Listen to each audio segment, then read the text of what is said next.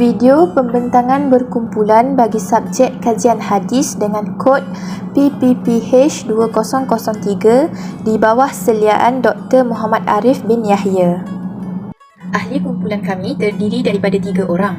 Yang pertama, Sarah Azirah binti Mashar, pemegang nombor kad matrik A184151. Yang kedua, Nur Atika Najwa binti Abdul Majid, pemegang nombor kad matrik A179918. Dan yang ketiga, Siti Izzatul Akila binti Abdul Halim, pemegang nombor kad matrik A184152.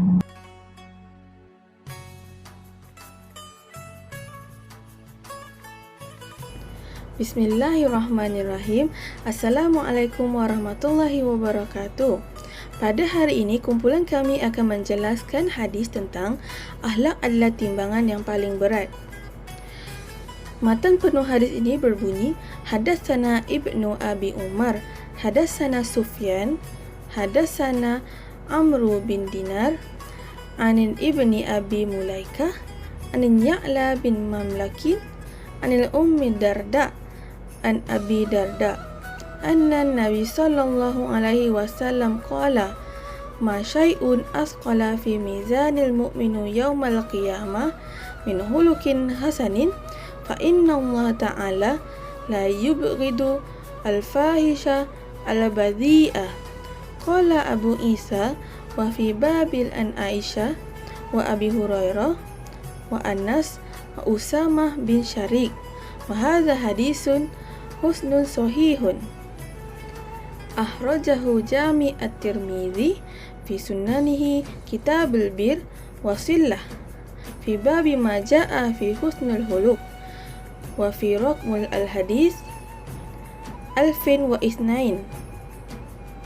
Hadis di atas bermaksud, telah diberitahu kepada kami Ibnu Abi Umar, dan telah diberitahu kepada kami Sufyan, dan telah diberitahu kepada kami Amr bin Dinar tentang Ibnu Abi Malikah, tentang Ya'la bin Malik dari Ummu Darda dari Abu Darda, bahawa Nabi SAW bersabda, sesungguhnya perkara yang lebih berat di timbangan amal bagi seorang mukmin adalah akhlak yang baik, dan Allah tidak menyukai orang yang berbicara keji dan kotor.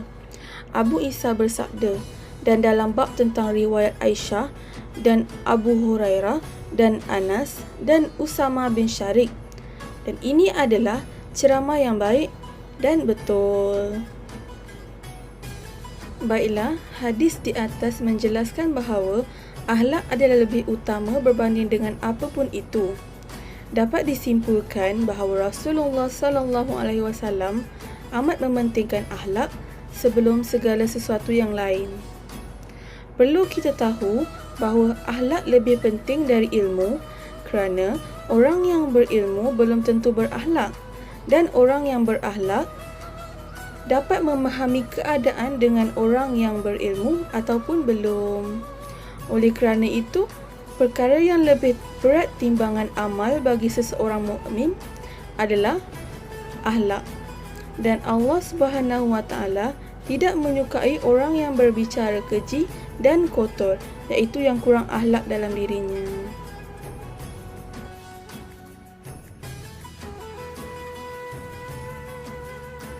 Bismillahirrahmanirrahim. Assalamualaikum warahmatullahi wabarakatuh. Analisis hadis. Terdapat beberapa hadis yang menyokong dan menguraikan tentang hadis kami. Hadis yang pertama, dari Abu Darda radhiyallahu anhu, Rasulullah sallallahu alaihi wasallam bersabda, Ma min syai'in yudha'u fil mizani athqalu min husnil khuluqi wa anna sahibal husnil khuluqi liyabluwu bihi darajatun sahibis shaumi was salah. Artinya, tidak ada satu amalan yang jika diletakkan di dalam timbangan lebih berat dari akhlak yang mulia. Sesungguhnya orang yang berakhlak mulia dapat menggapai darjat orang yang rajin berpuasa dan solat. Daripada hadis ini, kita dapat melihat persamaan maksud yang disampaikan dengan hadis yang sebelum ini. Tiada amalan yang timbangannya lebih berat daripada akhlak mulia, daripada mempunyai akhlak yang mulia. orang yang berakhlak mulia dapat menandingi darjat orang yang solat dan berpuasa. Seterusnya hadis yang kedua dari Abu Hurairah radhiyallahu anhu berkata, Su'ila Rasulullah sallallahu alaihi wasallam an akthari ma yudkhilun nasal jannata faqala taqwallahi wa husnul khuluqi wa su'ila an akthari ma yudkhilan nasan nara faqala al-fammu wal farju. Artinya, Rasulullah sallallahu alaihi wasallam ditanya mengenai perkara yang banyak memasukkan seseorang ke syurga. Beliau menjawab, takwa kepada Allah dan berakhlak baik. Beliau ditanya pula mengenai perkara yang banyak memasukkan orang ke dalam neraka. Jawab beliau, perkara yang disebabkan oleh mulut dan kemaluan. Hadis riwayat Tirmizi dan Ibnu Majah. Hadis ini juga menyokong dan menghuraikan mengenai hadis kami. Isi daripada hadis ini adalah perkara yang menyebabkan ramai manusia masuk ke syurga adalah bertakwa kepada Allah dan berakhlak mulia. Dan perkara yang menyebabkan ramai manusia masuk ke dalam neraka adalah daripada mulut dan kemaluan. Seterusnya, hadis yang ketiga adalah dari Aisyah radhiyallahu anha, dia berkata, aku mendengar Rasulullah sallallahu alaihi wasallam bersabda, Innal mu'mina liyudriku bi husnil khulqihi darajatun as-saimu al-qaimu. Artinya, sesungguhnya seorang mukmin betul-betul akan mendapatkan kedudukan ahli puasa dan solat dengan akhlak baiknya. Hadis riwayat Abu Daud. Hadis ini juga menyampaikan isi dan maklumat yang sama, iaitu seorang mukmin betul-betul akan mendapat kedudukan ahli puasa dan ahli solat dengan akhlak baik yang dimilikinya.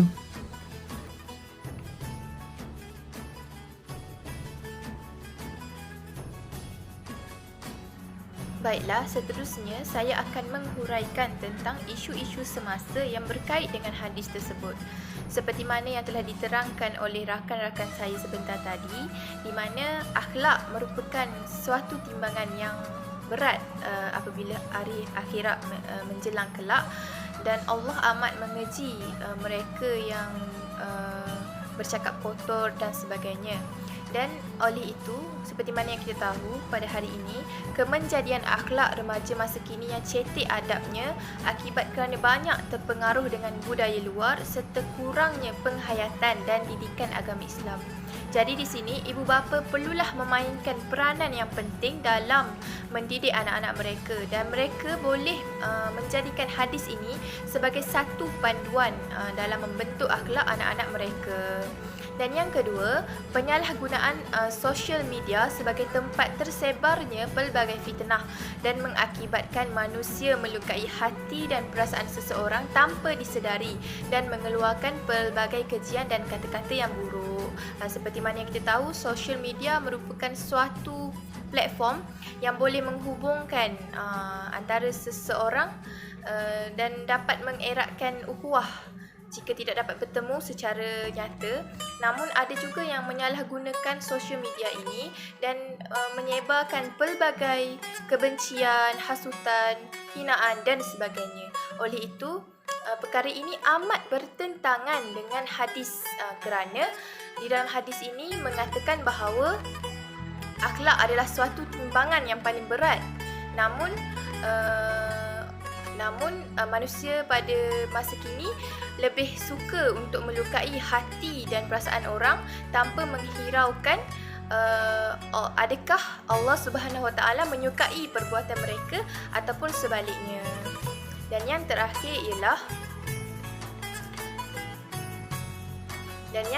ialah Pengaruh rakan sebaya juga boleh menyebabkan remaja masa kini kurang menitik beratkan adab dalam percakapan dan menyebabkan mereka tidak kisah menggunakan perkataan yang keji dalam percakapan dan menjadikan akhlak mereka tidak baik dan tidak senonoh.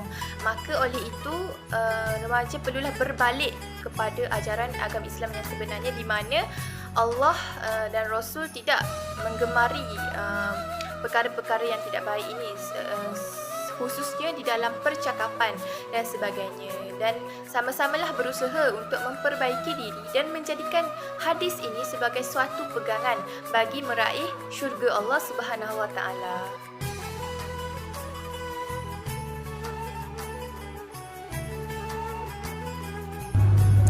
Baiklah, pengajaran hadis yang seterusnya, manusia yang terbaik adalah mereka yang paling baik akhlaknya.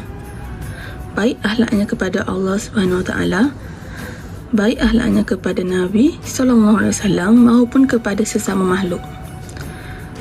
Dan yang seterusnya, akhlak mulia merupakan amalan baik yang paling berat timbangannya pada hari kiamat kelak.